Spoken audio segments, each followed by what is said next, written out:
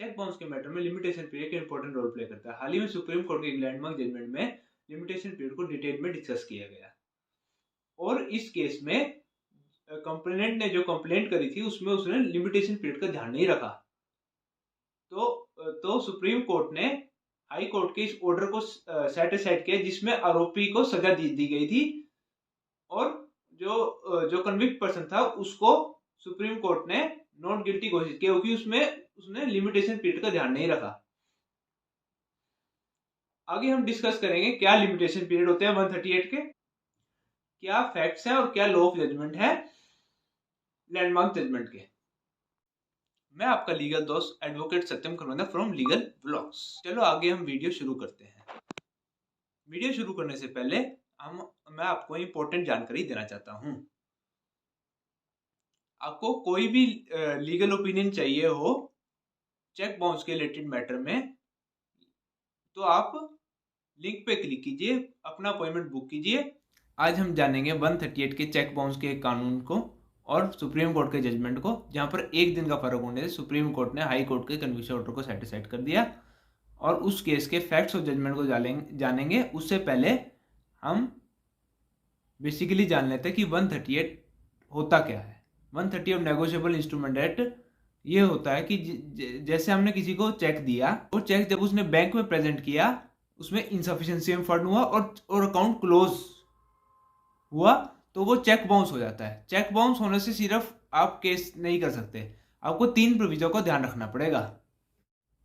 पहला प्रोविजन ये कहता है कि चेक जो है हमें वैलिडिटी पीरियड में बैंक में सबमिट करना चाहिए, जो वैलिडिटी पीरियड होता है 3 महीने का। और सेकंड प्रोविजन ये कहता है कि जैसे रिटर्न मेमो आ जाए बैंक से तब हमें उसके 30 दिन में हमने उसको लीगल नोटिस देना है अगली पार्टी को। और थर्ड प्रोविजन ये कहता है कि जैसे ही हमने उसको लीगल नोटिस दिया और उसके पास पहुंच गया, उसको पहुंचने के बाद उसके 15 दिन में हमने 15 दिन बाद उसको उस पर क्रिमिनल कंप्लेंट कर सकते हैं। जैसे कि हम 138 के बारे में डिस्कस कर रहे हैं, उसका पहला प्रोविजन कहता है कि वैलिडिटी पीरियड में हमने चेक बैंक में प्रेजेंट कर देना चाहिए। सेकंड प्रोविजन ये कहता है कि हमें 30 दिन में उसको लीगल नोटिस देना है जैसे ही बैंक रिटर्न मेमो आ जाए। थर्ड पॉइंट ये कहता है कि जैसे ही हमने उसको नोटिस दे दिया उसके 15 दिन में हमने उस पर क्रिमिनल कंप्लेंट फाइल करनी है। इसी बात को आगे डिस्कस किया गया सेक्शन 142 नेगोशिएबल इंस्ट्रूमेंट एक्ट में। Section 142 sub clause B of negotiable instrument act में ये कहा गया है कि जिस दिन से कोज ऑफ एक्शन राइज हुआ एज पर सेक्शन 138 सब क्लॉज सी उसके 1 मंथ में हमने क्रिमिनल कंप्लेंट फाइल करनी है। इसको जैसे ही हमें पता है कि इसमें यह कहा गया है कि जैसे ही 15 दिन का टाइम पीरियड ओवर हुआ उसके 1 मंथ में हमने क्रिमिनल कंप्लेंट फाइल करनी है।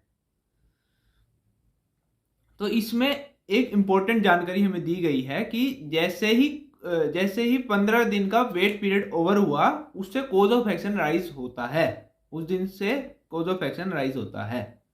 जैसे ही हमने पहले वीडियो में डिस्कस किया था कि रिटर्न मेमो जैसे बैंक से आ जाए उसके 30 दिन में हमने उसको लीगल नोटिस देना है और जैसे ही उसको लीगल नोटिस पहुंच जाए अगली पार्टी को तो उसके 15 दिन बाद हमने क्रिमिनल कंप्लेंट फाइल करनी है। यानी जैसे ही 16वां दिन आ जाए उसके 1 मंथ तक हमने उसमें क्रिमिनल कंप्लेंट फाइल कर देनी है। तो ये सारे हमने आज लिमिटेशन पीरियड डिस्कस कर लिया। हम आगे बात करते हैं सुप्रीम कोर्ट के लैंडमार्क जजमेंट की। सुप्रीम कोर्ट का लैंडमार्क जजमेंट का नाम है गजानंद वर्सेस लक्ष्मीचंद गोयल। 28/10/2005 को जैसे ही 2.5 लाख का चेक आया उसने बैंक में प्रेजेंट किया। बैंक में जैसे ही उसने प्रेजेंट किया बैंक ने चेक बाउंस कर दिया। ये रीजन कहते हुए कि सर इनके अकाउंट में फंड नहीं है। और 7/11/2005 को उसने दूसरी पार्टी को लीगल नोटिस दिया और 8/11/2005 को दूसरी पार्टी को पहुंच गया और 22/11/2005 को उसने क्रिमिनल कंप्लेंट कर दी।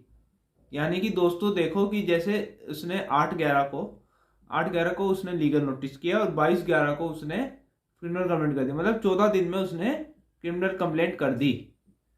जैसे कि मैंने आपको पहले वीडियो में बताया था कि 15 डेज का टाइम पीरियड ओवर होना चाहिए केस करने से पहले। इससे रिलेटेड कई लीगल आर्ग्यूमेंट्स हुए। फिर सुप्रीम कोर्ट ने एक लैंडमार्क जजमेंट को डिस्कस किया, सवित्री पांडे वाला, जिसमें उसने डिस्कस किया था कि 15 डेज से पहले हम केस कर सकते हैं नहीं कर सकते।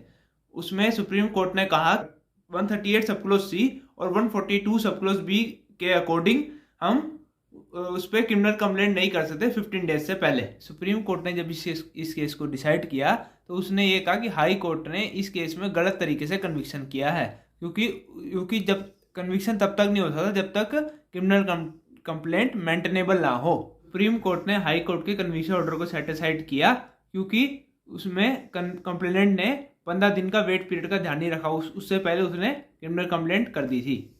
फॉर क्लैरिटी इन शॉर्ट मैं आपको बोल दूं कि आपको जैसे ही बैंक से रिटर्न मेमो आ जाए उसके 30 दिन में आपको उसको लीगल नोटिस देना है, और जैसे ही उसको लीगल नोटिस पहुंच जाए उसके 15 दिन बाद उस पर हम क्रिमिनल कंप्लेंट कर सकते हैं। तो हमें ये सीखने को मिलता है कि हमें 15 दिन से पहले क्रिमिनल कंप्लेंट नहीं करनी है, और जैसे ही 15 दिन हो जाए उसके बाद हम क्रिमिनल कंप्लेंट कर सकते हैं। आपको ये वीडियो पसंद आई होगी, और आगे कोई भी आपको लीगल अपडेट चाहिए हो तो चैनल को सब्सक्राइब कीजिए और बेल आइकन पे क्लिक कीजिए।